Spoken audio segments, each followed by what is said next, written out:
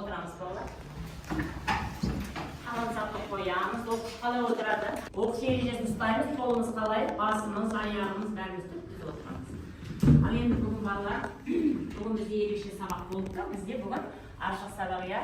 Бүгін бізге қонақтар келіп отыр. Бүгін біз ана тілден ашық сабақ өткіземіз. Өзіміздің білімімізді қорықпай күнделікті сабақта қалай жүргізесіне тура солай жүргіземіз. Бүгінгі біздің пәніміз ана тілі, тақырыбымыз отан және жуан және жіңішке жұп дауыстылар. Бүгінгі сабақта біз балалар дауысты және дауыссыз дыбыстарды ажыратуды үйренуіміз керек, және дауысты дыбыстардың жуан жіңішке болып бөлінетінін түсіну болып табылады. Ал енді бүгін өзімізге бір жақсы көңіл күй сыйлап алайық. Бүгін сенің күнің дейді. Сенің қолыңнан бәрі келеді. Сенің жымиғаның әдемі.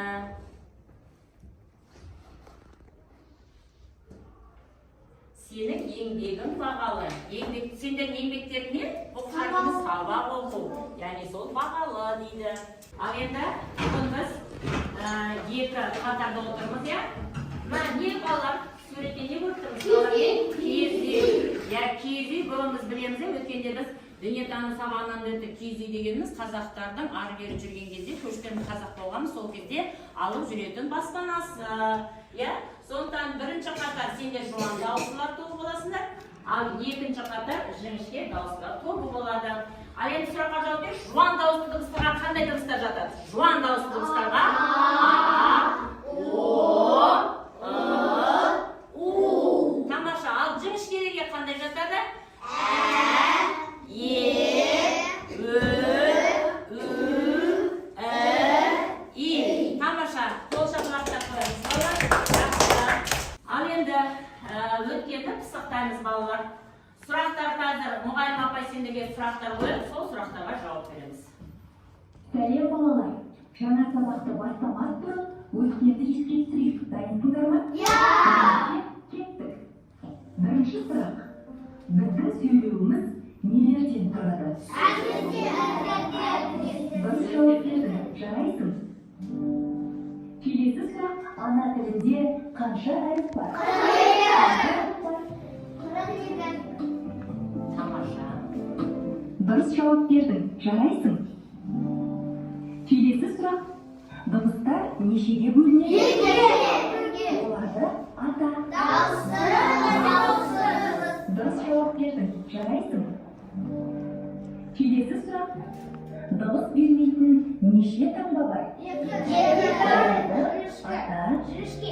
Жуан белгісі және жарайсың. Келесі сұрақ. Дауысты дыбыстарды ата. дауысты дыбыстар. Жарайсыңдар. Сендер өте ақылды екенсіңдер. Жақсы, өзіңізге бүгінгі тақырыбымызды қайталап алайық. Тыңдаймыз. Бүгін біз дауысты дыбыстармен танысамыз. Дауысты дыбыстарды айтқанда аузымыз ашылады, дыбыс анық естіледі.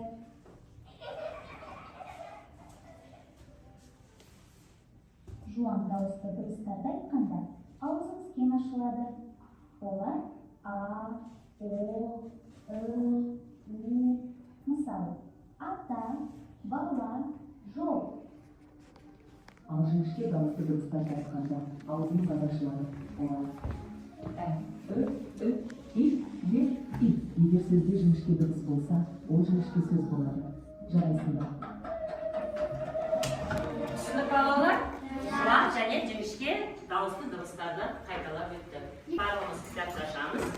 Кітабымызды қолымызды қоямыз. 25-ші бетін ашамыз.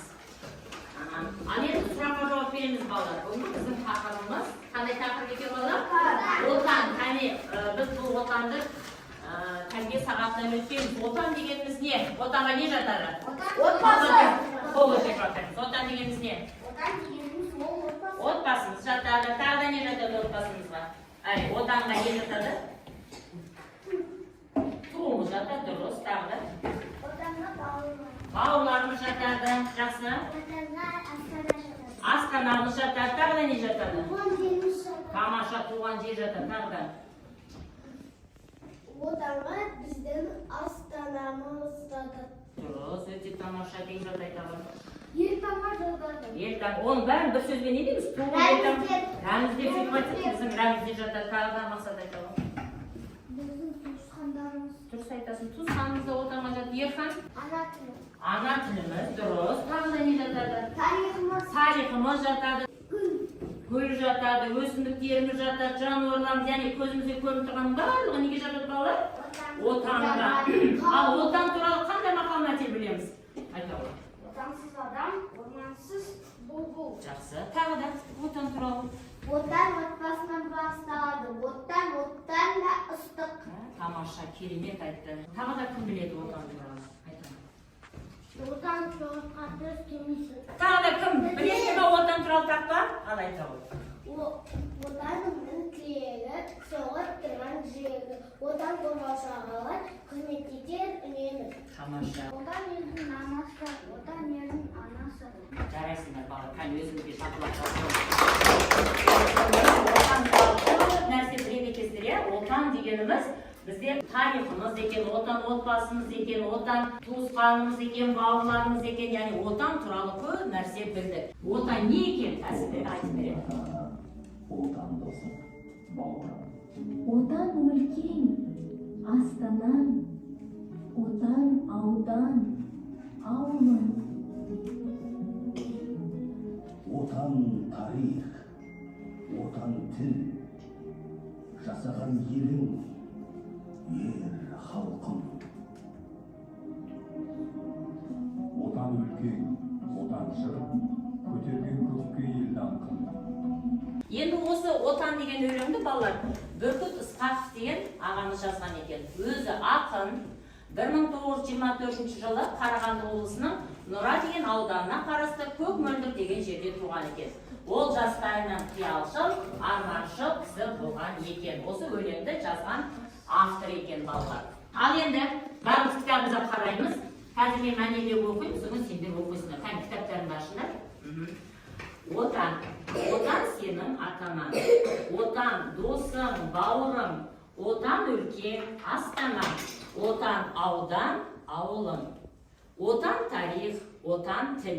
Жасаған елің, ер халқың. Отан өлең, отан жыр. Көтерген көкке ел даңқын. Ал енді кім оқып береді маған? Тура осы мен ұқсап кім оқып береді? Жарасылар оқи қойшы, кітапты қолыңа ал. Тұра ғой, орнына тұра ғой. Қолыңа да оқып береді. Отан. Отан сенің атаның, отан досың бауырың. Отан өлкең астанаң, отан аудан ауылың. Отан тарих, отан тіл, жасаған елің, ер халқың. Отан өлең, отан жыр, көтерген көкке ел даңқын. Тамаша, жарайсың. Кім оқиды тағы? Ал, оқи ғой. Бәрің ашып отырыңдар қазір, бәріміз оқимыз. Отан сенің ата-анаң, отан сенің досың бауырың. Отан өлкең астанаң, отан аудан ауылың. Отан тарих, отан тіл, жасаған елің, ер халқың. Отан өлкең, отан жыр, көтерген көкке ел даңқын. Жақсы отыра ғой. Ал енді бәріміз өзіміз ішімізден бір рет оқып шығыңдар. Соңғы бәрін тізбектеп оқып. Іштерінен бір рет оқып шығыңдар. Оқи ғой. Оқыңдар. Ерхан оқимыз.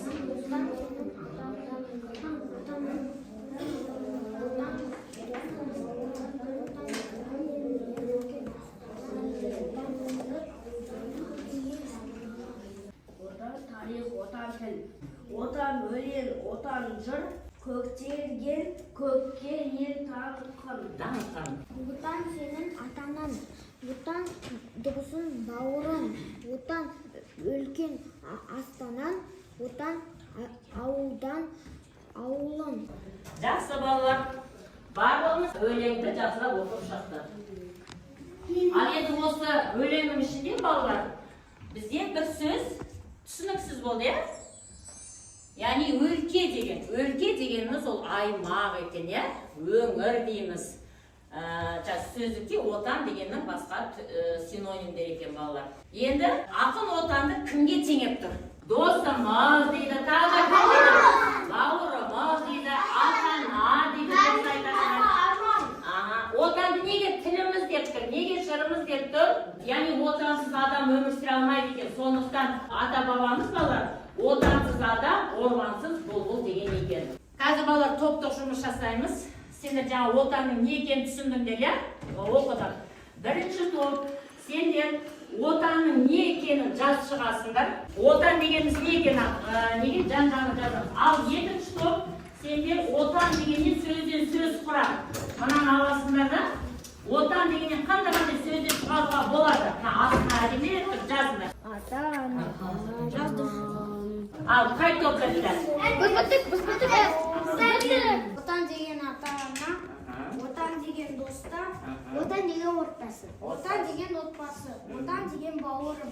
Отан дегеннен қандай сөз шығардық? От, ота, ат, он және тон. Тамаша, жарайсыңдар. Жақсы, отыра қойыңдар. Сендер топты, жұмысты жақсы атқардыңдар. Отан дегенде қанша әріп, қанша дыбыс, қанша буын бар? Топ өте жауап береміз. Отан дегенде қанша әріп бар? Отан дегенде 4 әріп бар. Жақсы, қанша дыбыс бар? Мариям? 4 дыбыс бар. Жақсы, отан дегенде қанша буын бар? Қане буынға бөліңші? 2. Отан. Қанша буын? 2 буын. Не үшін 2 буынға бөлініп тұр? 2 дауысты дыбыс бар. Қандай дауысты дыбыстар бар? О және а. Қане әдемі құртып жазсыңдар. Отан деп. Отан. Келесі. Өтірақты достар. Өзгердік па? Рәміздер. Рәміздер.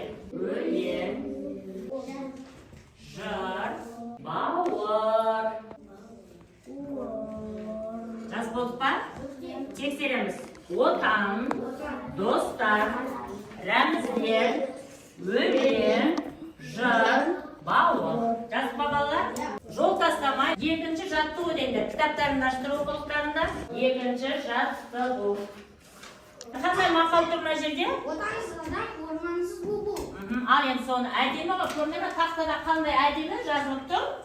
Тура сондай әдемі жазамыз. Көркем жазу. Ал енді балалар жеке жұмыс қазір жуан және жіңішке дауысты дыбыстарды жұбымен көрсетеміз.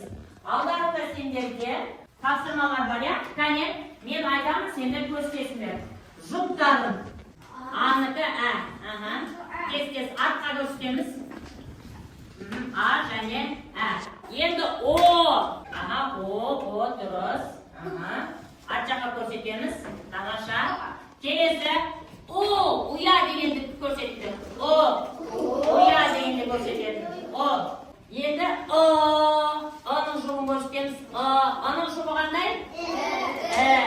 Қаны көрсетеміз. Жақсы. Енді алдарында кима қағаз тұр. Сәйкестендіреміз тез-тез. Әр менің өзінің жұптарын сәйкестендіреміз. Тез-тез сәйкестендіріңдер. Жақсы. Міне тексеріңдер, иә? Аныкі ә, оныкі ө, оныкі ө, аныкі ә. Тамаша балалар, бірінші тапсырманы орындаңыздар. Келесі кәне орнымыздан тұрып, жаттығу жасап алайық. Тұрамыз.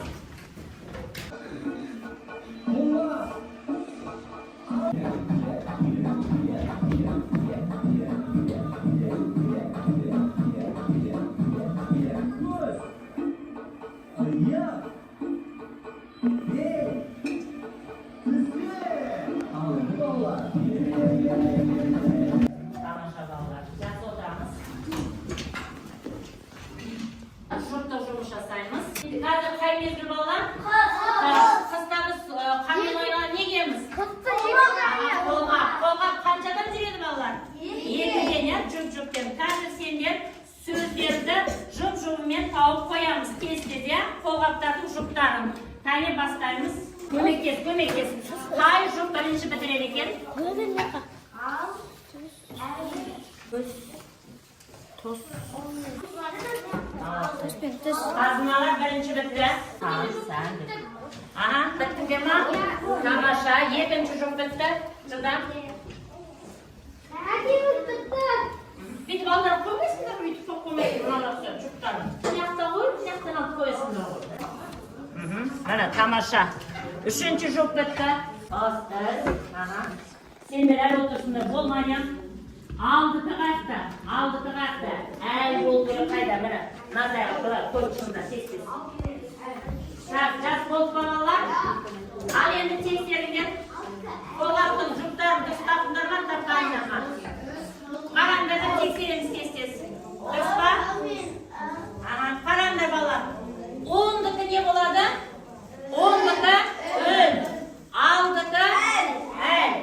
Sandıkı sen. Ostıkı es. Tostıkı es. Tostıkı. Dürüst kane kol şaplaklarımız ballar. Anlaşalım. Bu da sizler amanesen bitirdik ballar. Al endi kichkina dem olib ballar. Misteri Plazar shumbaqasiram tamamız ya. Birga onu to'sib, qabirg'aga ilib, onun ati krem. Durust. Krem qayerga to'silib, uylarda krem bormi? Ya yedinga al bo'lib ketib, qabirg'aga ilgan ya. Tamasha ballar. Kelesi ağım şatır bulak жағасында сендер ең соңында olsun bir de yuqas болу керек қой. Ағып жатыр бұлақ жағасында сұрақ екен. Мынаны балалар сұрақ дейді екенбіз. Жақсы. Ал енді кішкене ойын ойнап жіберейік. Иә және жоқ деген ойын балалар. Так, кім шығады мына жерге? Ал Жантөре бірінші келе ғой. Былай қол қоямыз да. Кәне оқы мына жерге не дейді? Жуан дауысты дыбыстар. Е, Е, О. Дұрыс па? Дұрыс емес. Дұрыс емес. Ага, дұрыс екен. Жақсы. Так, келесі. Так, кім шығады? Ал, Ахмеджан. Шықсын ал, Ахмеджан. Отан сөзінде жуан дауысты дыбыстар. Отанда бәрі жуан дейді. Дұрыс па, дұрыс емес па? Отан де бәрі жуан дейді. Дұрыс. Дұрыс болса қайсыны? Кім ойлап айтып тұр? Қарбалық бәріміз. Келесі, ал келе ғой. Келе ғой. Отан деген тек үй ғана. Отан дегенге үй ғана жатады дейді. Дұрыс па, дұрыс емес па? Жақсы.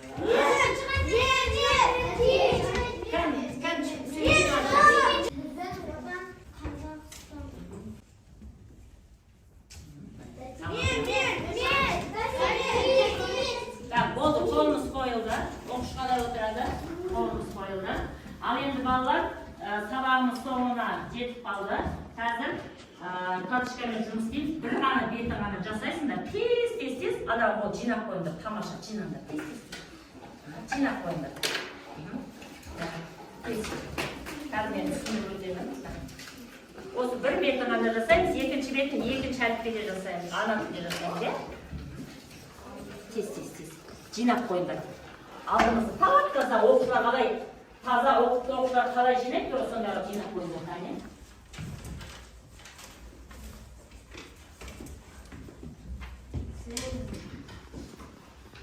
Ал түсіндіремін. Біріншісінде жұптарын табасыңдар, бірінші тапсырмада. Екіншісінде көндіктен орнына жуан дауысты дыбыстарды жаз. Мысалы, өт жуаны не болады? Өттің жуаны не болады? От болады, дұрыс. Көл жуаны қол. Сәл жуаны сал. Күл жуаны қол. Сөйтіп жазшыңдар. Соған үшінші тапсырмада да сәйкестендіресіңдер. Күндерді өзімен сәйкестендіресіңдер. Жуан және жіңішкесі. Тамаша. Отырамызда қарындашпен тез тапсырмаларын орындап шығыңдар.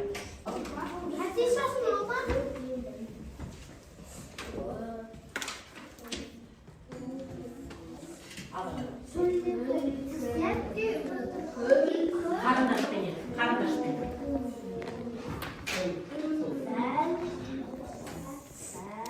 Сол дейміз.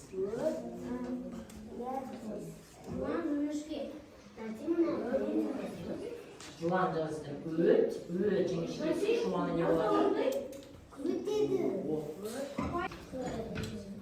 Қарындашпен қазына бітті. Жанымызға көмектесеміз. Жанымыздағы көршімізге көмектесеміз. Өт жіңішкесі от. Так, болды па? Ал енді бұл сабақ ұнады ма сендерге? Ұнады. Ұнаса бір-бірден келеміз. Қайсы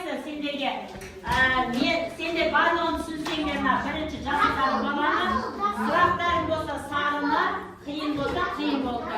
Kendine destek bir-birine. Жоғары жағын. Жасыл ма? Болды. Келесі. Қайсы? Сен сары ма? Жасыл. Сендер бойларың жетпейді екен. Жасыл. Келесі. Жасыл ма? Жасыл. Жасыл. Сендер бойларың жетпейді екен. Тағы да? Сенікі, Елдос? Жасыл. Жақсы балалар, енді орнымызға отырамыз. Осымен біздің сабағымыз аяқталды. Сабаққа қатысқандарыңа рахмет. Орнымыздан тұрамыз. Заттардың барлығын жинаңдар. Ада қимақ, қағаз барлығын дәптер, кітаптың ішіне саламыз. Бәрін дәптердің кітаптың ішіне салыңдар. Сынып қатарасыңдар.